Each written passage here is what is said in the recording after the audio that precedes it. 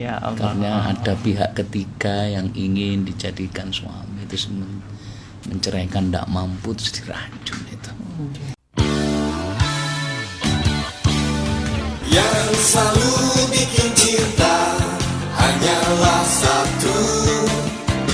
Yang selalu bikin cinta hanya Alvito. Assalamualaikum warahmatullahi wabarakatuh. Waalaikumsalam. Alhamdulillahirabbil alamin. Wassalatu wassalamu ala asyrofil anbiya al mursalin wa ala alihi wa ashabi ajmain, amma ba'd. Hadirin hadirat pendengar setia Al-Victor yang dirahmati oleh Allah, seluruh pendengar di Jawa Timur, para ibu-ibu majelis taklim Al-Khalqiyah sepanjang Sidoarjo, majelis taklim Jabal Nur, Delta Sari, guru-guru PPG, mudah-mudahan dirahmati oleh Allah, dan seluruh pendengar radio, baik yang langsung maupun yang di rumah. Mudah-mudahan di perjalanan jenengan dirahmati oleh Allah Subhanahu wa taala. Amin ya rabbal alamin. Ya, hari ini memang saya ambil tema khusus Gus Isa, yaitu sebetulnya ngaji beningi hati gitu ya.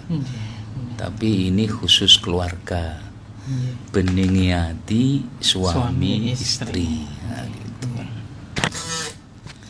Fenomena sekarang saya sangat risih dan sedih gitu loh ya.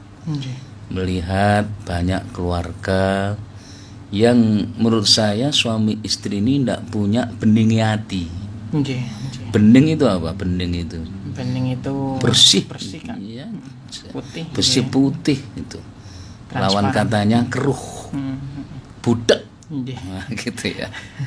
Air sungai itu kalau bening, masya Allah, seperti di Trawas, di Sedudo, di Magetan itu, di Sarangan itu ya, itu got-got itu masya Allah bening, jernih, bisa untuk wudhu, bisa untuk mencuci, airnya bisa masak, masya Allah.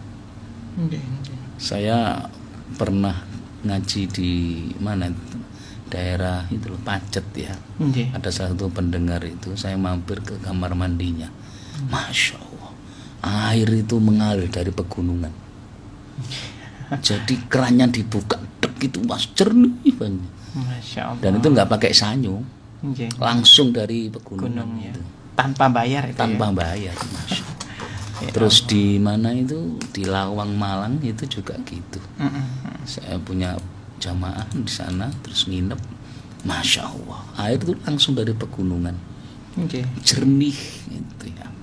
Lah jernih beningi hati suami istri itu salah satu sebab menjadi keluarga sing adem ayem. Tapi di antara mereka ada yang keruh, budak atine, nah itu. Maka keluarga itu menjadi panas. Masya Allah. Sehingga wajar Rasulullah sampai mengucapkan atau bersabda, baiti jannati, rumah tanggaku adalah surgaku. Dan rumah tanggaku adalah surgaku itu adalah syarat mutlak itu ya. Itu harus beningi hati suami istri gitu loh ya. Sedangkan baiti nari, rumah tanggaku adalah nerakaku, itu budak budaknya hatinya suami istri. Masya Allah. Lagi nek ditimbang-timbang Gus Isa, sing bening ambek sing budak endi kan ngono. Nah, gitu ya. Iya. Ya fenomena sekarang ya banyak yang budak. Masya Allah. Keruh hatinya. Masya Allah, di Bogor kemarin ya Allah, ada seorang suami membunuh istrinya. Terus kemudian istrinya saking kalutnya itu, Mas Isan, dikubur di Sapiteng. Iya. Masya Allah. Belum tuntas masalah itu, ada seorang mahasiswi UGM bunuh diri. jatuh dari lantai 4 itu menjatuhkan diri. Masya Allah. Orang yang sudah bunuh diri itu sudah budak hatinya, sudah itu. Seakan-akan tidak ada Allah dan Rasulnya. Sudah budak. Putus asa. Putus asa. Mahasiswi yo ayu, yo harta melimpah. Kuliah yo nggawa mobil. HP yang seharga 20 juta. Tapi budak. Masya Allah, Ya enak Allah. HP jadul ngene iki ya. Tapi hati ayem. Kayak opo api-api. Itu terus Yai Mujahid Ansori mosok tuku HP sing rego 30, Masya Allah. Padahal fungsinya kan cuma WA, telepon itu aja kan. Iya. Kok sampai beli HP, Masya Allah, yang seharga 30. Wong seharga 2 juta wis apik kok. Lah timbang HP harganya mahal tapi budak isine. Masya Allah. Di Tulungagung kemarin ada seorang istri meracuni suaminya. Meracuni dia itu. Suaminya yang Diracun itu. Ya Allah. Karena ada pihak ketiga yang ingin dijadikan suami itu menceraikan, tidak mampu, terus diracun itu. Wis budak nih Ustaz. Wis budak tek atine niku, Masya Allah.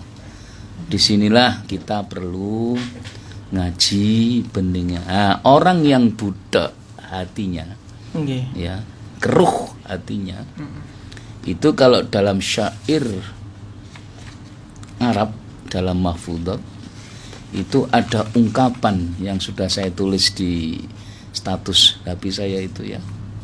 Qalilun yakfi khairun min kasirin yutghi. Masya Allah.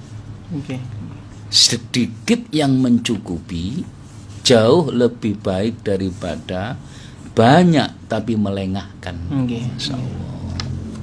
Saya ulangi lagi. Qalilun yakfi khairun min kasirin yutghi. Sedikit yang mencukupi itu lebih baik daripada banyak tapi melengahkan. Masya Allah. Lah ini yang dijaluki kan sing akeh kadang-kadang. Ya itu saya. Mesti ku kono is normal itu. Siji golek bojo sing ayu ya. Nggih. Ya Gus. Nggih. Ayu, cantik, sugih. Nggih. Anak tunggal. Warisane akeh. Wong tuane sepuh. Tapi apakah jaminan ketika dia milih istri seperti itu hidup akan bahagia? Enggak jamin. Begitu juga sing wedok mesti njaluk pilihan bojo sing ganteng, itu pinter, sugih, anak tunggal, warisane akeh. Wong tuane sepuh. Apakah jaminan? Nah, itu. Ternyata rumah tangga yang didasari dengan harta melimpah tidak ada jaminan bahwa hidup itu akan bahagia. Ternyata banyak kasus yang mana rumah tangga yang laks, ya, yang laks, misalnya banyak harta, rumah megah, mobil mewah, HP berkelas, tapi hidupnya tragis. Kadang suami yang membunuh istri, kadang suami yang mengkhianati istri, kadang istri kurang terima mengkhianati suami. Nah itu banyak itu. Masya Allah. Beberapa hari yang lalu kan saya datang ke pengadilan agama itu. Saya tanya ke resepsionisnya itu. Yang ternyata subhanallah, antara yang daftar nikah dan yang daftar cerai. Daftar nikah cuma 1-2 Mas. Yang daftar cerai itu hampir 30 tiap hari itu. Setiap hari. Setiap hari itu. Allah ya Masya karim. Allah. Dan 90% yang menuntut cerai itu adalah istri. Yang menuntut istri. Nah, ini problem, ini masalah ini. Itu baru tingkat Surabaya, belum yang lainnya. Saya kira ya sama itu. Allahumma shalli ala sayyidina Muhammad. Allahumma shalli alaihi. Makanya dulur, ayo kita harus belajar bersyukur. Pasangan keluarga yang belajar bersyukur itu adalah pasangan yang bening hati. Menerima kekurangan dan kelebihan pasangan istri, itulah tanda beningnya hati. Begitu juga seorang istri, subhanallah, yang selalu bersyukur, itu adalah tanda istri yang punya hati yang bening. Dan hati yang bening itu adalah menerima kelebihan dan kekurangan seorang suami. Masya Allah.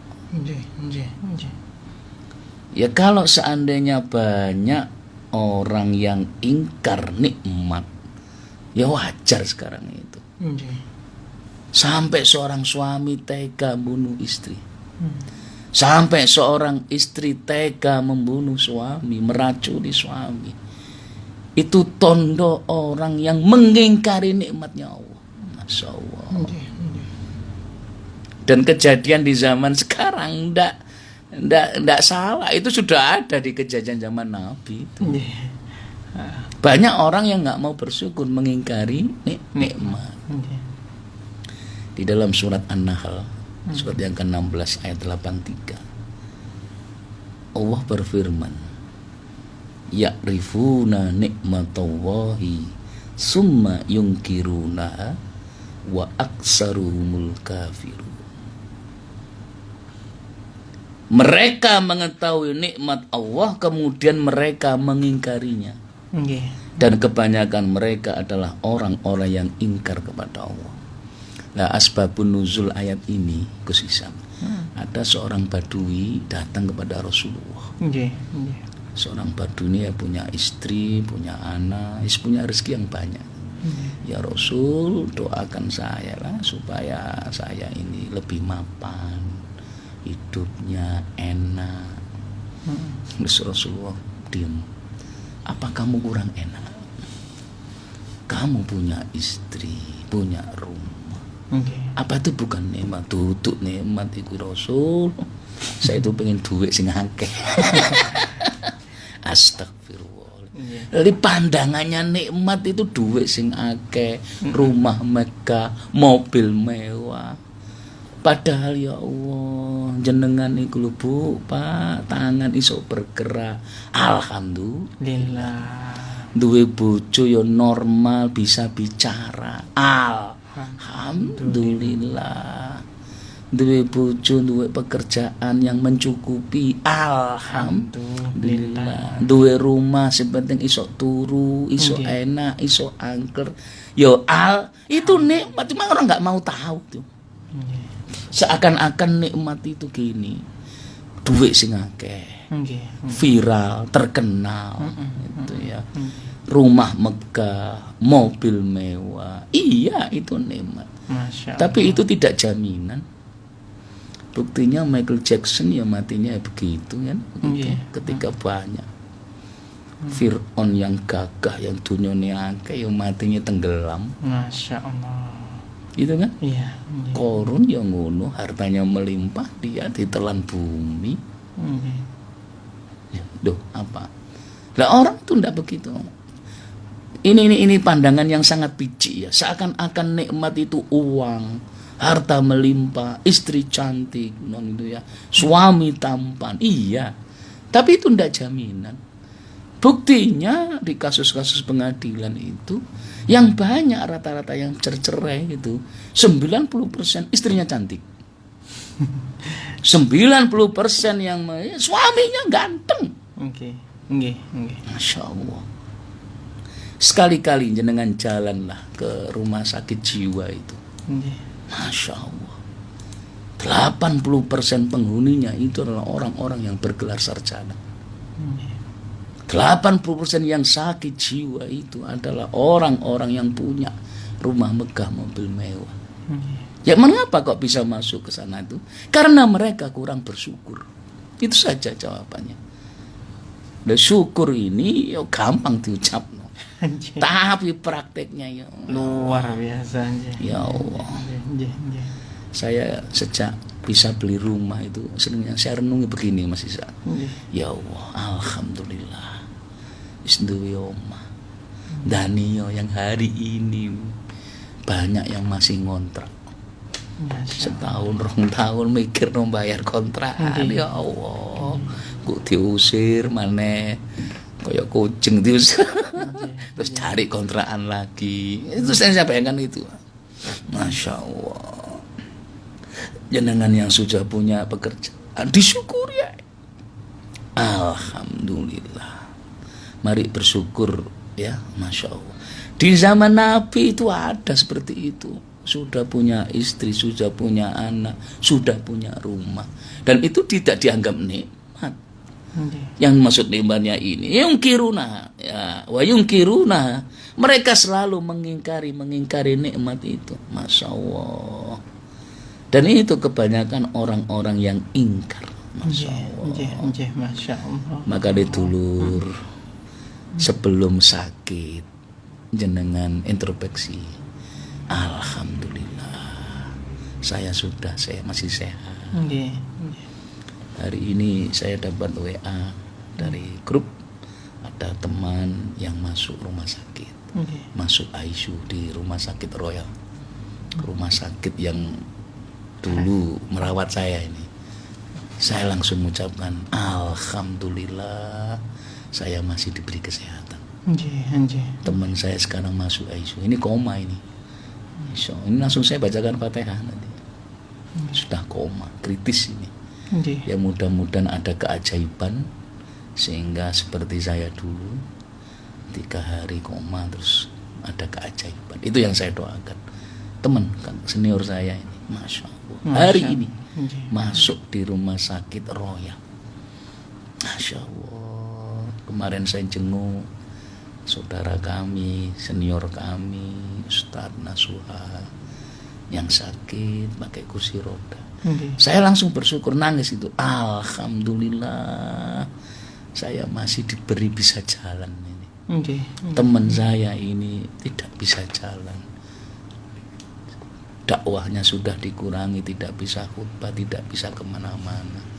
Alhamdulillah saya sudah masih bisa kemana-mana gitu. Kemarin ngaji di Maulid di Perumahan Jedfil Sidoarjo. Kemarin lagi ngaji di sini di Beratang di mana-mana. Ya alhamdulillah lah. Disyukuri aja. Nah, itu. Lah, tolong mari kita bersyukur. Bersyukur itu ya dengan perbuatan Gus Isa. Dengan perbuatan ya. Ojo meneng tok. Contohnya kalau misalnya ada di kampung itu, ayo kita urunan untuk acara ini, ya tanggaplah untuk bersyukur. Terus kemudian ada azan, langsung jegegal mandi, ambil air wudhu, sholat berjamaah. Itu bersyukur itu. Bersyukur itu. Jadi banyak cara-cara bersyukur itu. Terus kemudian sampai jalan, sampai bisa berjalan kaki. Alhamdulillah. Bayangno hari ini banyak orang yang tidak mampu berjalan. Iso ngomong kaya kula panjenengan ini alhamdulillah. Hari ini banyak orang yang bisu. Ndak bisu sebetulnya karena kena stroke.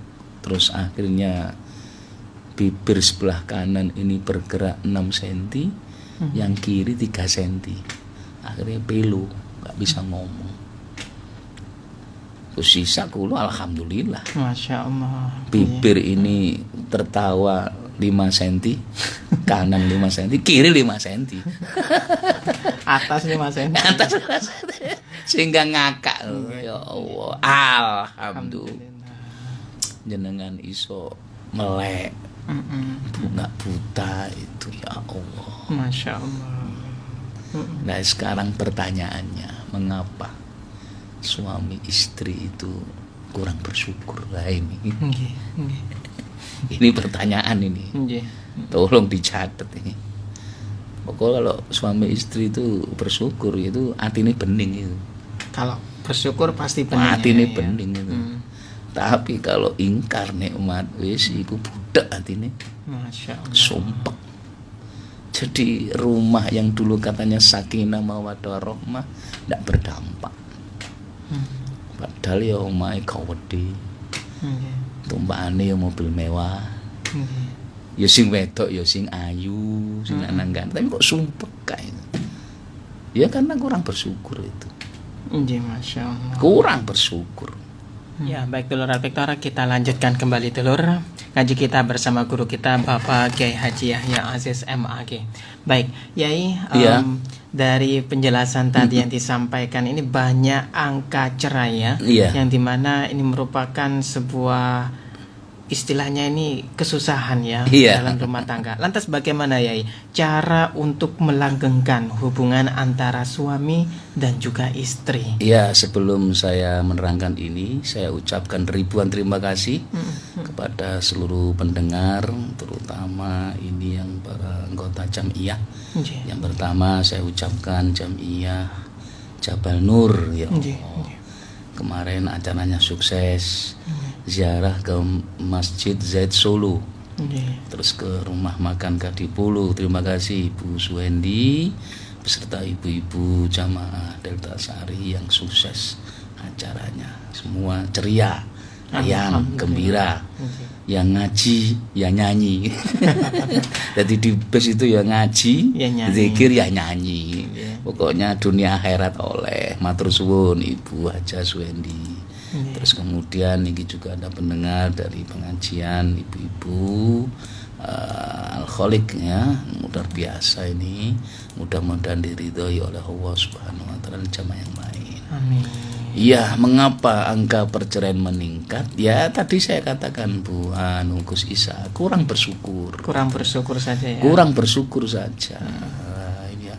Karena apa ya, yang namanya orang atau pasangan itu pasti punya kelebihan dan kekurangan. Jangan dilihat kekurangannya saja, lihatlah kelebihannya, kan begitu. Kalau segala sesuatu dilihat kurangnya tidak akan habis. Nggih. Tapi segala sesuatu itu pasti ada kekurangan dan ada kelebihannya. Sing paling enak itu melihat kelebihan orang yang kita tidak mampu sehingga kita perlu belajar gitu ya. Allahumma sholli ala sayyidina Muhammad. Allahumma sholli ala sayyidina Muhammad. Lah mengapa ini mereka kok banyak manusia kurang bersyukur? Ini penting ini. Nggih. Ya. Dikasih didik loro sambat. Sambat. Dikasih rezeki yang subhanallah, belum punya mobil, belum ini sambat. Nah, itu.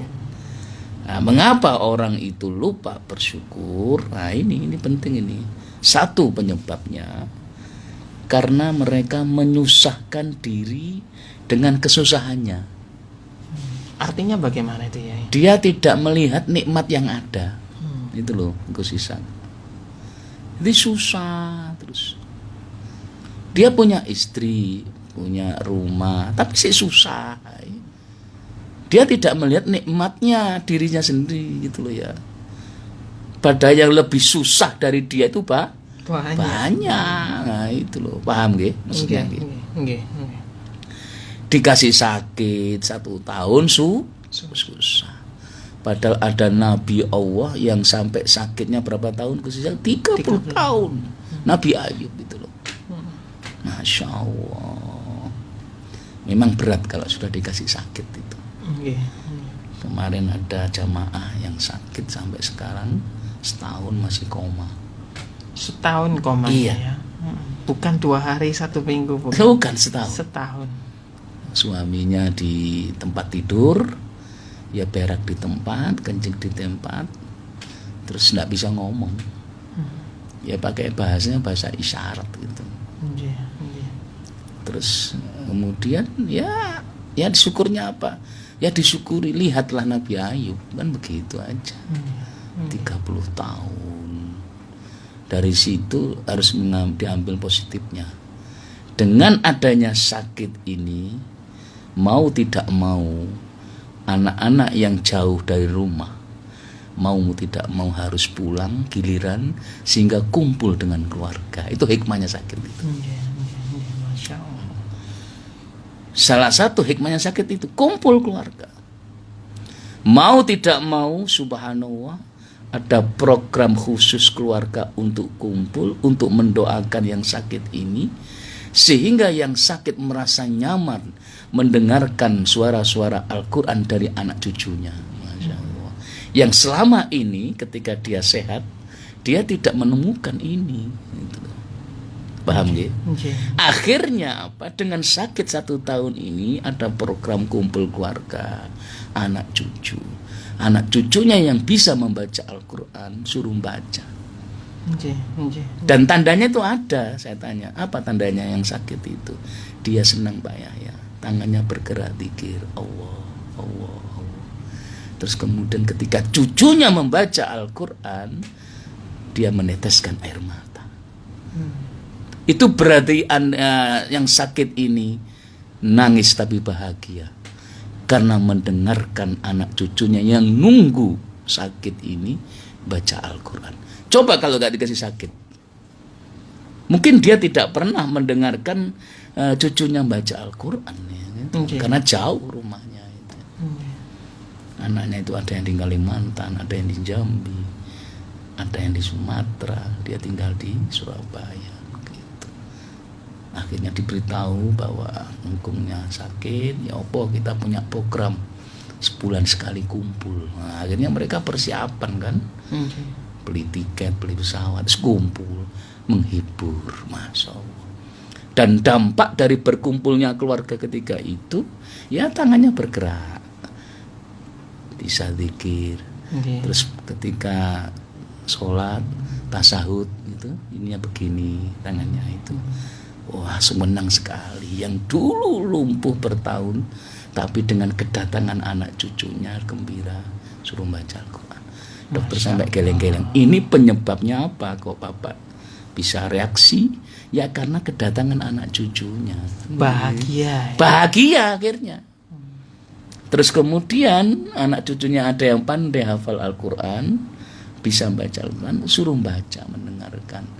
Responnya seorang kakek ketika itu sakit, ya Allah, air matanya keluar berlinang sambil tersenyum. Berarti dia bahagia, senang mendengarkan anak cucunya. Masya Allah. Jadi tolonglah, ini yang orang yang bersyukur karena menyusahkan diri. Menyusahkan diri artinya lupa nikmat yang ada. Iya. Sampean wis di omah lah apa susah. Banyak hari ini yang belum punya rumah. Sampean hari ini punya pekerjaan, wah gajinya jutaan. Hari ini lho ono sing dadi ojek oleh apa-apa. Alhamdulillah. Iki yo gampang ngomong tapi apa Ya Allah. Ya Allah, ngerasakno nih. Saya merasakan sendiri Gus Isa. Ya 3 bulan lumpuh, gak bisa jalan. Wis nangis tok itu. Ketun ngoten ya? Ketun. Ketunnya begini, kenapa kok baru sekarang saya bersyukur kan? Ya Allah.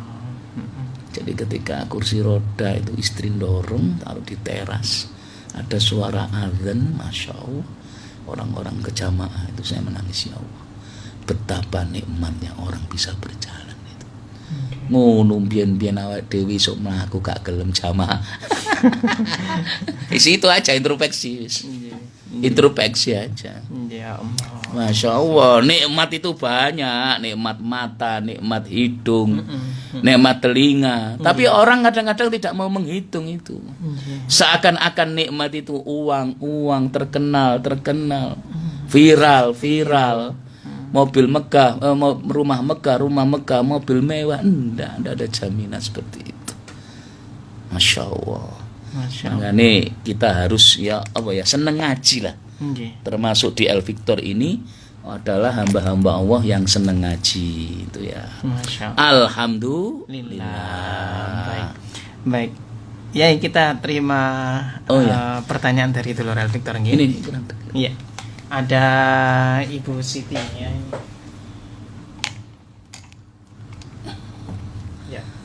Ada Ibu Siti. Iya.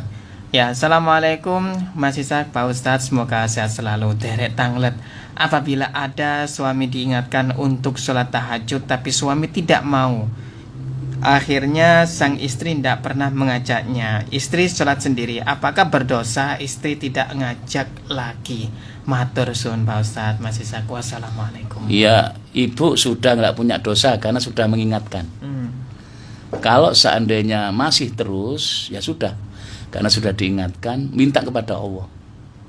Biar yang menggerakkan hati nanti Allah, gitu loh ya. Berdosa Yai karena sholat tahajud ini Yai? Oh enggak, itu Nggak sunnah. berdosa ya, sunnah ya. Tapi lebih baik ya diingatkan. Loh, mengapa sih istrinya kok sholat dia nggak mau? Itu harus bersyukur itu suami itu. Punya bojo gelem tahajud iki wis alhamdulillah. Oh, Masya Allah. Ketika dikugang mengimami ya kan begitu. Wah, itu istri solihah itu. Nikmat itu. Itu berarti suaminya kurang bersyukur itu. Sholat 10 menit aja ngoten nggih. Wong lanang Gus Isang ayem iku nek duwe bojo rajin tirakat. Duhane, maca Qur'ane, wiridane, itu menompang kesuksesan seorang suami. Masya Allah. Suami pergi, wis Mas sampean lunga, aku sing duha, aku sing ndongakno. Suami itu adem itu ya. Okay. Suami loro wis sing sabar, tak dongakno. Endi air putihnya didoakan, bacakan Fatihah, diminum. Adem itu. Sing gare cepet waras iki ngoten niku. Lah iki nek suami loro bojong getaan wah cepet mati. Kagetan. Masya Allah. Nggih, matur sembah nuwun. Ya, lanjut Yai. Ya, monggo. Ada pertanyaan juga. Assalamualaikum warahmatullahi wabarakatuh. Yai, ya. Mau bertanya Yai, bagaimana menjelaskan kepada suami bahwasanya sholat itu sangat penting untuk keluarga dan berkahnya pun bisa sampai kepada anak turun, tetapi suami akhir-akhir ini tidak mau melaksanakan sholat karena banyak pekerjaan yang harus dikerjakan. Lantas saya sebagai istri juga kebingungan untuk menjelaskan karena saya sudah menotok untuk menjelaskannya. Mohon pencerahannya. Yang pertama, kalau seandainya seorang suami ibu tidak bisa diingatkan, nanti yang bisa mengingatkan itu biasanya anak cucu. Iya, biasanya itu. Ya ngampun, dan kadang-kadang suami itu angkuh, suruh ngantar anak ke TPQ enggan, nah itu. Suruh anak ngantar ikut lomba itu enggan. Ada kisah sebuah di Jakarta, seorang pengusaha angkuh. Terus kemudian sama istrinya, Mas, kita bagi tugas. Saya tak ngambil rapot, jenengan antar anak ikut lomba. Paham nggih? Suami yang angkuh ini akhirnya ngremeng ngomong ngene, "Yus, tak terno," ngono gitu ya. Loh, seorang suami ketika mengantarkan anaknya lomba, itu sampai selesai berjam-jam dia nunggu. Begitu lomba diumumkan, anaknya juara. Terus kemudian anaknya juara ini, subhanallah, di atas panggung diberi hadiah. Sebelum diberi hadiah, diwawancarai oleh gurunya. Nak, kamu dapat juara 1, hafal Al-Quran 5 juz. Apa yang Anda banggakan? Saya bangga dapat hadiah ini. Tapi lebih bangga lagi, ya Allah, saya selalu mendoakan orang tuaku. Nanti ketika di akhirat saya hafal Al-Quran 5 juz ini, orang tuaku yang dulu yang tidak sholat, orang tuaku dulu yang belajar ngaji malas, akan dimaafkan dosanya dan bahkan diletakkan mahkota. Langsung ketika itu ayahnya lari menangis itu. Mohon maaf nak, ayahmu dulu begini. Sejak itu dia baru sadar. Ternyata yang mengkritisi itu anaknya. Dia dapat hidayah karena anaknya. Nah, sejak itu ayahnya semangat mau sholat, ngaji. Ayahnya mau membelikan apa-apa itu minta dituruti. Minta sajadah, minta Al-Quran, minta ini, minta kursus Al-Quran, minta kursus qiraah. Wah, dituruti. didaftarkan guru ngaji. Masya Jadi yang ternyata yang memberi tahu itu anaknya yang biasanya begitu. Wong lanang iki angel tuturane, sinuturi anake. Banyak cara ya, bukan Banyak hanya kepada cara, istri saja. banyak cara itu ya, banyak cara. Iya, baik, masya Allah. Ya Allah, ya itu. Ya, ini ada pertanyaan ini menarik nih Yai. Boleh dibacakan Yai ya? Ya. Assalamualaikum warahmatullahi wabarakatuh. Alhamdulillah Yai, Pati Tanglet Yai. Saya ini sebagai mertua, ini nggak ada namanya Yai ya. Ini saya ini sebagai mertua, saya memiliki menantu yang tidak pernah sholat sama sekali. Bahkan anak saya ini buta cinta kepada suaminya. Tapi mereka ini berkumpul dalam satu rumah bersama saya. Kadang saya merasa risih memiliki menantu seperti ini. Bahkan sempat untuk dimusyawarahkan agar untuk bisa cerai, karena si menantu laki-laki ini tidak bisa membimbing putri saya yang kami cintai. Lantas bagaimana Yai kalau misalkan keadaannya seperti ini? Mudah-mudahan dapat pencerahan dari apa yang saya sampaikan. Matur nuwun ngapunten. Yang bisa menggerakkan hati mantu ibu hanya Allah. Itu jenengan baru dikirim oleh Allah untuk dekat kepadanya, tapi melalui mantu. Sampai risih kayak gitu ya. Iya. Kalau melihat sesuatu itu, memang ujian yang paling berat yang nguji itu orang yang terdekat. Rata-rata. Oh iya, rata-rata itu. Suami diuji oleh istri. Istri diuji oleh suami. Suami istri akur diuji anak. Ya kan? Anak suami istri akur diuji mantu. Nah, ini. Itu Ya menandakan Allah menegur jenengan lebih dekat banyak sujudnya kepada Allah. Gus Ishak, 1 + 1 berapa? 2 Yai. Itu matematika jasmani. Matematika jasmani seperti itu. Kalau ngaji di Al Victor, 1 + 1 bukan 2. 11. 1 + 1 sama dengan nikmat yang tak terhingga. 1 ketika sujud, tambah 1 Allah, dapat nikmat yang tak terhingga. Loh. Punya rumah, alhamdulillah. Punya suami, alhamdulillah. Punya mantu, alhamdulillah. Kan begitu ya. Nah, karena diuji punya mantu ini, ya didoakan. Tolong jenengan doa setiap sholat itu. Ya Allah, bukalah hati mantu saya. Bacakan Fatihah 41 kali. Kapan ketika manti-mantinya doa? Yaitu al-mustaghfirina fil ashar. Beristighfar ketika waktu sahur. Sebelum subuh. Sebelum subuh itu puncak-puncaknya doa itu. Jadi ketika tarhim subuh, Bu, assalatu wassalamu alaikum. Ibu sudah bangun, sudah bacakan Fatihah itu. Banyak istighfar, bacakan Fatihah untuk mantu. Biar Allah yang membuka hati mantu ibu itu. Itu cara yang paling efektif. Lah timbang susah ngamuk itu. Was. Yes, ambil air wudhu, gelar sajadah, duduk, dan ingat waktunya itu al-mustaghfirina bil ashar. Orang-orang yang beristighfar di waktu sahur, ya antara 3:30 itu sampai subuh itu. Masya Allah. Itu puncak-puncaknya doa diterima, dan puncak-puncak malaikat turun ke bumi itu. Siapa tahu nanti yang menggerakkan itu adalah Allah. Di antara 12 orang yang mu'alaf ketemu saya itu ya. Bahkan ke rumah itu ya termasuk yang mendengar El Victor ini. Kemarin itu Mas Agetianus dari PT Lion itu yang menggerakkan Allah itu, bukan saya, bukan Yahya. Ya saya bacakan Fatihah, mudah-mudahan terbuka. Ya alhamdulillah akhirnya mu'alaf, terus akdun nikah. Kebetulan dapat mahasiswi saya di FTK itu. Masya Allah. Ahad masuk Islam, akdun nikah. Rabu langsung diumrohkan oleh PT-nya, oleh bosnya. Masya Allah. Bayangkan, mualaf baru 3 hari iso umroh. Luar Lah kula biasa. panjenengan wis muslim kayak isi kecil, gak di umroh-umroh. Itu kan kekuasaannya Allah itu ya. Nggih. Dan yang mampu membuka tabir hati orang itu hanya Allah. Ya Fatihah itu.